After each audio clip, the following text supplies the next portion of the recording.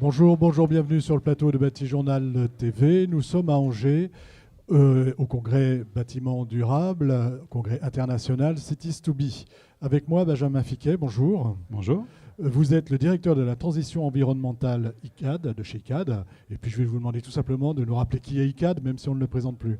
ICAD est tout simplement une société immobilière, à la fois une foncière de bureaux, une foncière de santé, parmi les plus grosses foncières de France et d'Europe, et une activité de promotion résidentielle et tertiaire.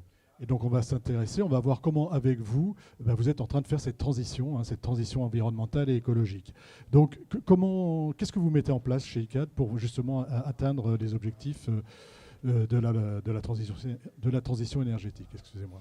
En transition énergétique et écologique. Écologique. On s'organise et on organise cette transition tout d'abord par le développement de notre culture de l'impact, c'est-à-dire que pour nos collaborateurs, mesurer nos impacts environnementaux dans nos projets de construction et donner à nos équipes les outils qui permettent de développer cette culture de l'impact. Par exemple, c'est la modélisation pour l'ensemble du patrimoine de la foncière tertiaire, de l'impact énergétique sur les 10-20 prochaines années, sous-tendu par les actions d'efficacité énergétique, de maîtrise de l'énergie, de switch énergétique que l'on peut organiser. Et donc chaque action est regardée à l'aune de son impact sur la trajectoire, vers une trajectoire compatible aux accords de Paris, 2 degrés, voire 1,5 degré. Voilà, donc d'abord connaître son impact tout à fait. À soi. Ensuite, et que chaque acteur, chaque collaborateur puisse le mesurer aussi, pour que les actions qu'ils mettent en œuvre puissent les mesurer et être dans la cible, et pas à côté.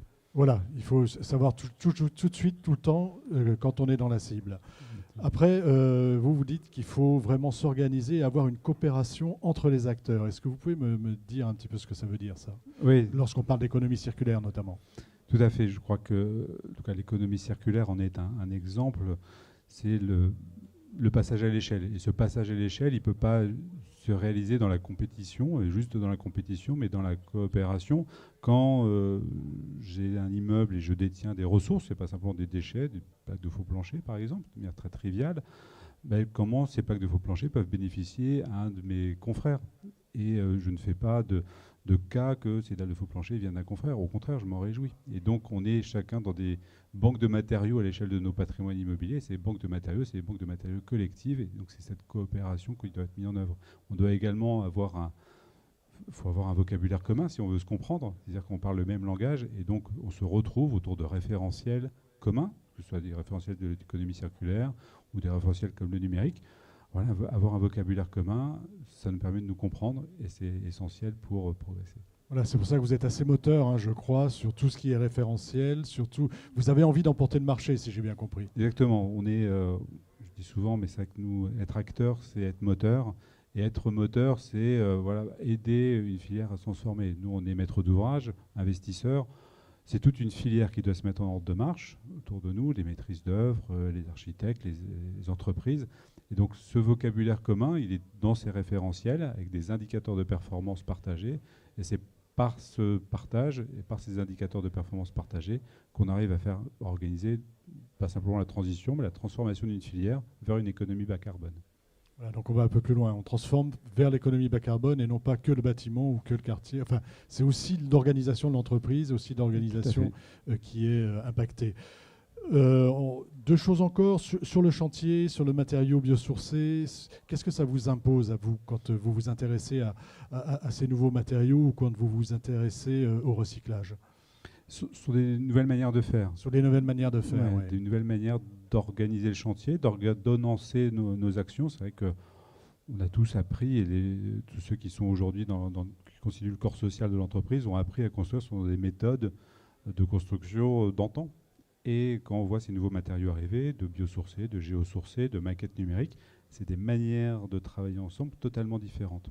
Et donc on doit pouvoir apporter à nos collaborateurs les méthodes, les outils qui leur permettent de corriger leur manière de faire vers une économie bas carbone. C'est aujourd'hui une transformation de fond qui s'organise. Vous pouvez me donner un petit exemple de ce que vous mettez en place ? Alors, ce sont par exemple des formations sur la construction bois, sur la méthode qui permet d'envisager pas simplement la construction in situ, mais ex situ, la préfabrication. C'est d'organiser la maquette numérique en tant qu'outil de collaboration entre investisseurs, concepteurs et fabricants. Ces outils nous permettent de collaborer ensemble vers des bâtiments qui soient les plus performants possibles sur le plan bas carbone. Voilà, hein, le fait d'avoir appris avec l'ancienne école vous oblige à aller vous reformer. Exactement. On a tous le même âge sur le bas carbone. Il n'y a pas de Oui, c'est ça. Pas de complexe. On est tous nouveaux. Cities to be, quel est l'intérêt pour vous d'y être? Cities to be, c'est soutenir cette ambition du partage, du dialogue. On doit partager nos bonnes pratiques, on doit partager nos expériences, on doit partager cet enthousiasme qui nous anime à aller vers cette économie bas carbone. C'est le moteur le plus fort de changement, c'est bien l'enthousiasme. Et Cities to be, c'est bien cette ambition-là d'enthousiasme, de partage, de performance vers une économie. Écoutez, Monsieur Fiquet, merci. Merci d'être venu sur notre plateau Batijournal pour nous parler donc d'ICAD et de la transition environnementale chez ICAD.